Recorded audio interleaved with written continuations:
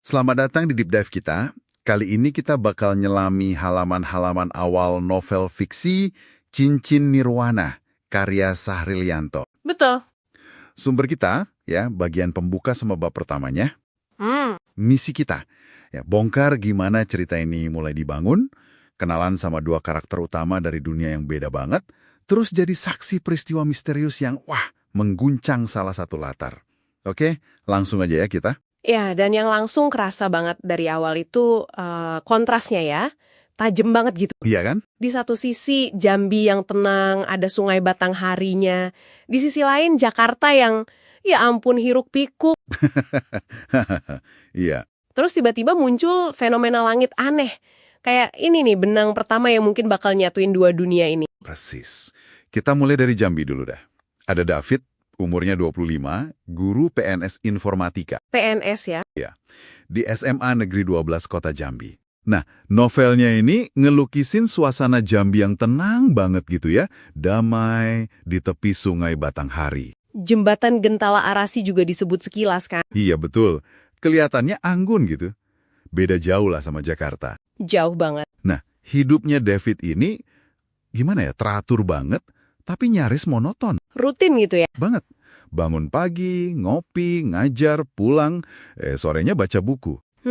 Teksnya sih bilang dia cerdas, tapi agak pemalu gitu. Ngerasa kayak, aduh, kejebak, pengen sesuatu yang lebih. Ada interaksi kecil juga kan sama tetangga. Ada, sama Ibu Siti. Itu nunjukin ramahnya orang sana, tapi sekaligus kayak negesin perasaan datarnya si David ini. Dan menariknya, perasaan terjebak David itu langsung dikontrasin sama Kathy di Jakarta. Beda ribuan kilo. Benar. Kathy umurnya 24, jurnalis investigatif muda, energik banget kelihatannya di stasiun TV nasional. Wah, dunia yang beda ya. Kalau David di beranda rumahnya yang tenang, Kathy ini di tengah riuhnya studio berita. Lampu sorot, monitor kedap-kedip, wah Jakarta banget lah. Denyut kota yang nggak pernah tidur ya. Dia itu kayaknya antitesis David banget deh. Cerdas, berani, modern, rasa ingin tahunya tinggi, intuisinya tajam. Pas kita dikenalin dia lagi ngapain? Baru selesai siaran tuh. Tapi pikirannya udah lompat ke investigasi berikutnya. Oh iya, Tentang apa? dugaan korupsi proyek besar gitu. Ini benar-benar nunjukin ambisi sama dorongannya dia kan. Iya. Penulisnya kayak sengaja nempatin mereka di ujung spektrum yang berlawanan gitu dari awal. Dua dunia yang benar-benar kepisah ya.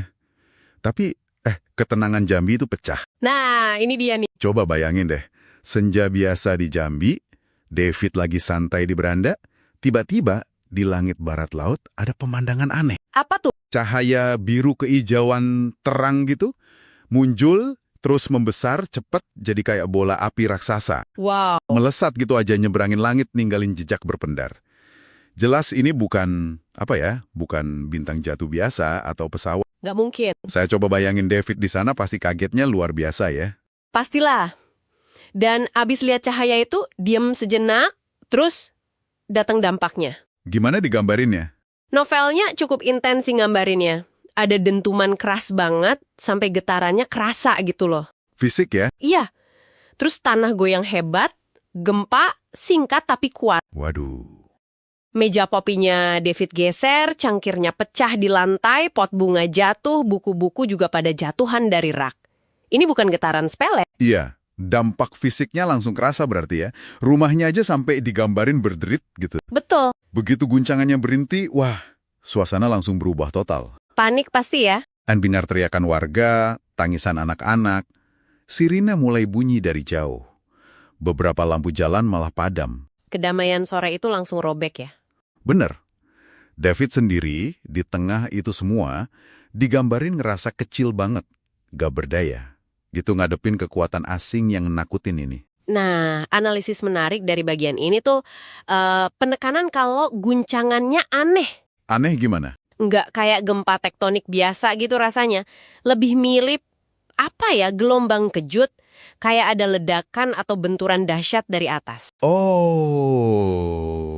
Kesimpulan nggak langsungnya, ada sesuatu yang gede banget jatuh dari langit di atas Jambi. Sesuatu yang jatuh.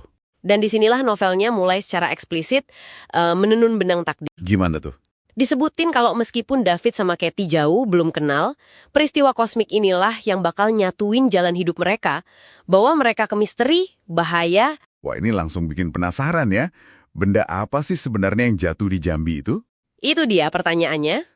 Terus gimana peristiwa dramatis ini bakal nyambungin David, si guru pemalu yang pengen perubahan, sama Katie, jurnalis ambisius di Jakarta? Jadi, ya, dari bab-bab awal ini, kita udah lihat fondasi ceritanya Cincin Nirwana. Udah kebayang ya? Dua protagonis dengan hidup yang kontras banget, David di Jambi yang rutin, Katie di Jakarta yang dinamis, terus ketenangan itu dihancurin sama peristiwa langit misterius yang dampaknya fisik banget. Oke.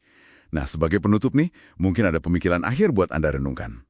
Apakah jatuhnya objek misterius ini cuma jadi pemicu perubahan buat David aja di Jambi? Atau mungkin ada kaitan yang lebih dalam ya, benang merah yang nggak kelihatan, yang nyambungin kejadian di Jambi sama kasus yang lagi dikejar Katie di Jakarta, walaupun jarak dan dunianya beda banget. Apa sebenarnya yang tersembunyi di balik dentuman di langit Jambi itu? Pertanyaan bagus untuk dibawa pulang.